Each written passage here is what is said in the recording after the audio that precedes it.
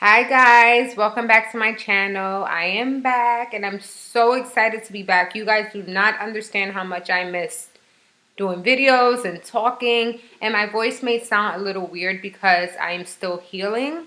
Um, so I still sound pretty weird. Yeah,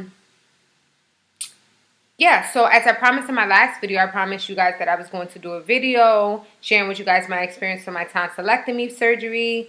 So here I am to do that today. Throughout my video, you guys will be seeing me drink this. This is my lunch. I started my diet yesterday in substituting breakfast and lunch with smoothies and juicing. So this is my lunch for today. So with that being said, look out for some videos. I will be showing you guys the kind of juices and smoothies that I make and how I make them, etc., etc. So, where do I begin? I am healed to a certain degree. I'm not 100% healed. My throat is still tender where it's not painful. Like I'm not on any meds or anything to I guess keep the pain away.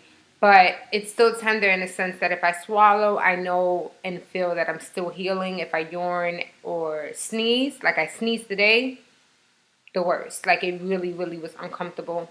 Um, so yeah, it's still healing. My voice, I can tell it's still coming back, but I'm able to speak, so that's good. But I am healed enough to speak and do this video, and I am healed enough to eat a decent meal, which I'm pretty excited about. So that's pretty good. Um, in my last video, I did express to you guys that I was really nervous about the surgery for two things. I was dreading the pain, of course, because reading these blogs and everything online, they were really scary stories, and I was just like, oh my god. And it was everybody's story is different, so I was just like, okay, how is my, I was thinking, curious, like how is my story going to be, etc., etc. So, I was nervous because of that. Nervous being put to sleep, like being forced to sleep when you're not tired. Hello. But with that being said, my surgery was scheduled for January 27th at 12:30, and arrival time was at 11, and I had it done at New York Presbyterian. By the way, they're an awesome, awesome hospital. So yeah, they're an awesome hospital, and the day before they call you, or they'll ask for you to call them to give you instructions and kind of give you a set time of when to be there for your surgery. So they called me the day before and they gave me a whole bunch of instructions, and some instructions just didn't make any sense. Like they were like, take a shower with antibacterial soap. And I was just like, wait, what? But thank God I had Dial here because I do take a shower with Dial. And I was just like, yes, that's a plus.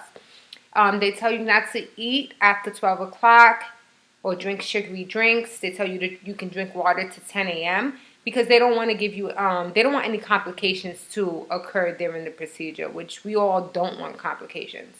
So I did eat a big pasta the day before at 10 p.m. And I did drink water at 11:30, and I didn't drink or eat anything after that. Now comes to think of it, I'm like, damn, I should have ate like hot wings or something crunchy. So that's my advice to you. The day before your procedure, eat something really, really crunchy because you're not going to be able to eat that in a while. Like now, it's day, 15, and I still can't eat anything crunchy. All right, so when I went into my procedure, they check your vitals and everything, which they were really good with that on top of that, so I felt really safe. And then when I went into the room to get my surgery done, the room is like really, really cold, and they have like a table, and they cover you with like, I guess, blankets and stuff like that. And I took my pump because they think I'm I guess I have mild asthma, but I really think it was my tonsils that was interfering with my breathing. So that's why I have an inhaler. I took that, and then I remember expressing to the doctors that I was like really nervous, and they were like, it's gonna be okay, and they put all these patches, and there's gonna be a lot of doctors in the operation room because they have doctors that's there to check your heart rate, your I guess your your sense of breathing, your oxygen. So it's really, I guess, like, I have to say, like, I really felt safe. I'm like, okay, they have individual doctors for different things, so that's good.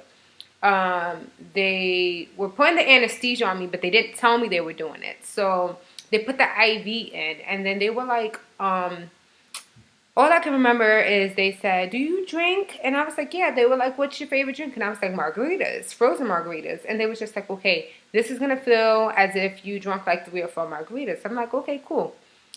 And I started to feel really drowsy, and I was just like, they were like, "Do you feel anything?" I was like, "Yeah, I feel drowsy, but nothing major." And that's what I could remember. And I guess I was out and I fell asleep. Then when I woke up, they took me to the recovery room. My mama was there. She's amazing. So yeah, I advise you bring someone that's there to comfort you. My boyfriend came after work, and they both were really, really supportive. The anesthesia and everything, and all the morphine that they put into my body, I felt so drowsy. And a lot of people say that it feels good. Like they're like, "Oh, I felt like I was drugged up. I feel good." That felt weird to me. I guess I would have to say because it's the first time being put to sleep, but I did not like the way it made me feel like I didn't have no control over myself. Um, I did come out shivering. I was really, really cold, and they gave me covers, and then after that, I felt better. And then my mom, she would feed me. She was massaging my face because I guess with the machine or the metal stuff that they had to keep my mouth open, it was like really sore, like it really hurt all right here. So my mama was massaging this, and then they gave me applesauce, they gave me apple juice, and at that very moment, I I didn't feel anything. Like when I swallow, I knew I had something done to me. It was minor pain, but it wasn't painful at all. So I'm like, okay, this is not bad. But I wasn't thinking that, okay, the anesthesia and the morphine and stuff did not wear off, so that's why I'm probably not feeling anything. They checked my vitals like over and over and over again, and once I was able to go to the bathroom and urinate, and once I gave them the okay, like I wasn't drowsy or I wasn't dizzy, I was able to go home. Um, my boyfriend's mom actually drove us home that night, so shout out to her. She's amazing. And they always say to have someone there 24 hours to watch over you before like bleeding or anything, or just to help you out, period. Sorry. I'm like really hungry. Um, So yeah, my boyfriend actually took off work the next day, so shout out to him. He's amazing for that. He took off work and he made me soup. He just did any and everything for me, and I'm so grateful for that. But then the show must go on, so he went back to work.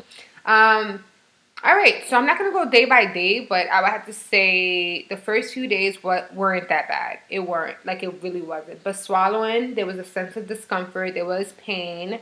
I couldn't eat anything. I was drinking a lot of water, and I was drinking a lot of water. Like I put my alarm, and I advise you guys do the same thing. I put my alarm like every 2 to 3 hours to get up, drink some water.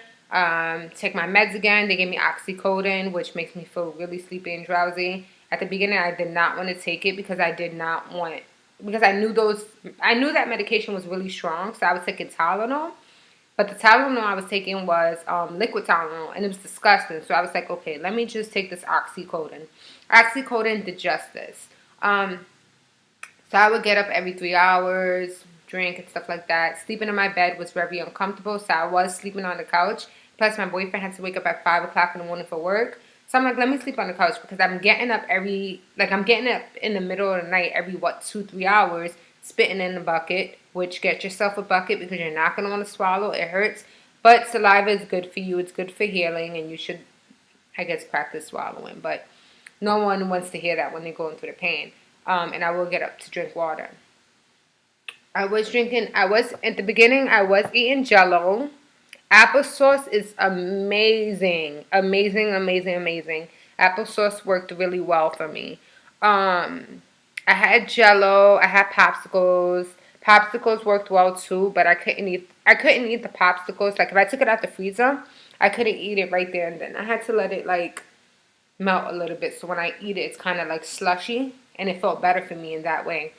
Jello I was eating for a few days, but when I noticed that I bought red Jello, I was just like, why did I even do that? Because every time like I would spit and red stuff would come out, I would think it's blood, and it's actually the juice from the Jello. So don't get anything red. Don't get red popsicles. Don't get red Jello, red nothing, because you won't be able to tell if you bleed.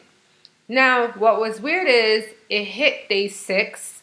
I was sitting in my living room and I was eating a popsicle, which is weird, and I just started to bleed. And I think what it was, I think the scabs started to come off, and those are the day. I mean, that's the normal day for scabs to come off. But sorry, my throat still is kind of like So I guess a big scab came off and I started bleeding, but I was bleeding for like an hour, but it wasn't a lot. But the fact that I was still bleeding after an hour, after drinking a lot of cold water and eating popsicles, I ended up in the ER, and everything was good as far as throat wise, but I did have inflammation. So they gave me steroids for that, which I was like, oh my gosh, I'm trying to lose weight and you guys are giving me steroids and you guys are going to make me gain weight. But steroids does wonders. So they gave me that. They gave me some morphine, and it turned out that I was dehydrated. I don't know how when I drank so much water and ate so much applesauce. I don't know. But they gave me fluids and stuff like that, and I felt really good that night. And that's when I started to talk a little bit. Then the following days after day 6, I couldn't stop I had to stop talking because my throat was hurting more. So this is how it is. It gets good, like it's not that bad. It gets bad. It gets bearable, unbearable. Yeah, it's pretty tricky. Once you feel like you're getting better, you get a setback all of a sudden. I started to feel better. I would have to say day 11 or day 10, one of those days or whatever. And mind you, I'm on day 15 and I feel good. I feel good. Like I said, it's a little discomfort, but I feel good. My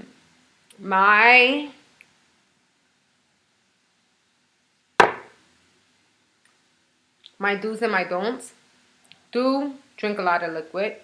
You would drink cold water at the beginning because it was through the throat. You'll notice after a while, warm, room temperature water would work with you better. I drank tea.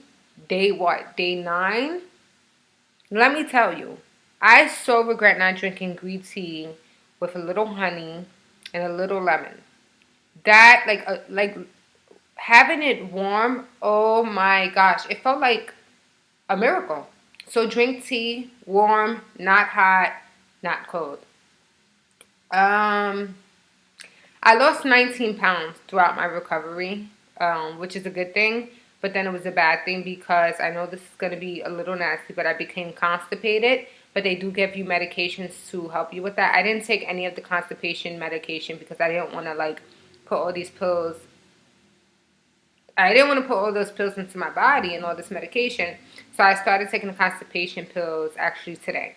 Now I'm on day 15 and I think I used the bathroom like once throughout recovery. Not good at all.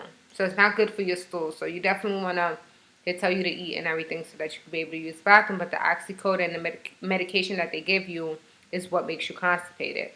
So the do's is drink a lot of liquid. Make sure you eat. I didn't eat, but I think that if I were to eat, maybe if I were to make these smoothies in advance, which this is still thick. Like this has almond milk in it. Dairy and stuff like that did not work with me. They said Ensure is really good for you, and I'm sure it is, but it did not work for me because I had hard scabs for a little while, but majority of my scabs were foamy. And then the dairy would get stuck in the wombs, and it was just disgusting, and it was just confusing because I would think it's scabs and it's dairy. Oh my gosh. I didn't want to gargle at the beginning because I felt like if I gargle, I was going to force the scabs to come off earlier than they were supposed to. So I started gargling actually about day 13, I think, or day 12. And I started gargling, and it was really, really helpful because I had like I said, I had foamy scabs, but in the back, I was able to tell. Now I have flesh, like it's healed. You can tell it has more healing to do. But the salt, I gargle with warm water and salt water, and it actually helps. Like it cleans all the food or whatever it is that you're eating or whatever is back there. The don't force yourself to talk. I downloaded the apps. The app Speak for Me. It's pretty annoying, but don't force yourself to talk because it's no good. Don't. What's another don't? Don't exercise. Get as much rest as you can get because, sure enough, I got a lot of rest. Don't lift anything heavy. I didn't lift anything. Like I went to the grocery store later on in my recovery, and I would tell my boyfriend like, nope, I'm not carrying no bags, because it's not good for you. It's not good to train here. Don't eat anything red, like I said. Don't eat nothing hot because think about it. This is raw back here, and if you put, I guess if you drink anything hot, it's just gonna irritate it, and we don't want that. Like I said, drink liquids, get a lot of rest, try to eat if you can. What works for me, Ricola, I think it is. It's like these, I have it in the back. I should have brought it so I could show you guys. But Ricola is these drops, whatever, that you can eat and suck on, and it numbs like your mouth a little bit and it soothes it, and those work really well. Try to get the light color ones because the honey ones are the best, and I'm sure they're more effective, but they made it look like it was dark blood coming out my mouth, and I'm a paranoid freak. There was times I was at the sink like, oh my god, baby, I'm bleeding, and who comes to the bathroom and he's like, are you serious? And yeah, so it was that. So yeah, that's my video. Right now, I am, I guess I'm not fully recovered. I have a photo. Someone requested to see a photo on my YouTube. I'm going to show you guys the photo that I took. I didn't take any photos throughout the whole thing because I was so much in pain and I was in the bed most of the time, which I should have because I'm vlogging, but I'm sorry about that. I didn't take any photos, but this is the photo of how my throat looks now. Okay. I don't know if you guys can see it. Do you guys see it? That on my tongue, my friends, is orange icy. Orange ices were the best. Your tongue will get white. They call that thrush, I think they call it. You brush your teeth every day, but obviously you can't brush it like thoroughly because you're in pain and your tongue will be, your tongue will be numb and painful and all this stuff. So this is the back of my throat. That's the foamy scabs that I was telling you guys. The black stuff back there, I think they put that in your throat so that it can clog like whatever blood is back there so that you can be able to heal and you won't have any like bleeding. So that's my throat. My mom was like, take another picture because your tongue look nasty. I said, Ma, these are my YouTube subscribers and I want to give it to them raw. I need them to know how things look. Why would I brush my teeth and, you know, show you guys? You guys know me. Like, I'm not going to do that. I'm going to show you guys the real though. So yeah, that's my throat right now. Like I said, your tongue will start to get sore. It will hurt. Your cheeks will hurt. Your lips will get chapped. Oh my gosh. You can probably see it. You see this? I was peeling it, which I should have never did, but this is all chapped. Even though I had chapstick, it still got dry. So yeah, guys, if you guys have any questions, you can comment below. Any specific questions, I really hope this helped. I'm sure it's more to this, but I'm just kind of like getting brain farts right now. But yeah, please comment, subscribe, share, and good luck if you're going to get a tonsillectomy. Don't worry, you'll be just fine. Just make sure that you listen to the instructions that the doctors give you, and you'll be completely fine. And don't worry, pain is temporary. The 2 weeks that they tell you is going to feel like forever, but you'll be okay. You're a trooper. Thank you guys. Bye.